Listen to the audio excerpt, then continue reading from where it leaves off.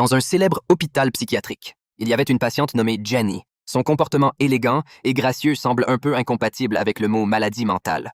Les médecins de l'hôpital examinaient le dossier de la patiente. Ils ont trouvé la signature de son mari sur chaque dossier, et le médecin traitant qui a suggéré qu'elle vienne à l'hôpital a écrit une lettre sur l'état de Jenny. Elle disait que Jenny était une femme qui mentait. Elle avait une capacité rare, qu'elle avait la rare capacité de mentir d'une manière telle qu'il était impossible de dire qu'elle disait la vérité ou non. Le médecin a ensuite eu une brève conversation avec Jenny. Il apprend que Jenny a empoisonné son mari pendant longtemps. Elle avait empoisonné son mari avec un poison difficile à détecter. Lorsqu'elle a été découverte, son mari l'a envoyée ici. À la fin de la conversation, le médecin lui a donné un verdict, une pure paranoïa. Peu de temps après, une autre femme médecin nommée Mary est passée. Le médecin a dit, Mary lui ferait visiter l'hôpital. Mary lui a présenté l'hôpital. Jenny a appris qu'il s'agissait d'un hôpital qui prônait la psychiatrie moderne. La liberté des patients n'est pas limitée pendant la semaine, mais les portes sont fermées à clé après 22 heures. Lorsqu'elle a rendu ses affaires, Jenny a demandé à Mary un livre qu'elle a sur elle. Mary voit que le titre est « Symptômes et types de paranoïa ».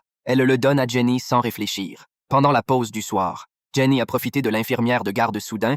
Elle a sorti des pages du livre des morceaux de journaux. Grâce aux informations contenues dans le journal, nous avons compris que Jenny est venue ici de son propre chef. On lui a demandé d'enquêter sur la mort étrange d'un jeune homme.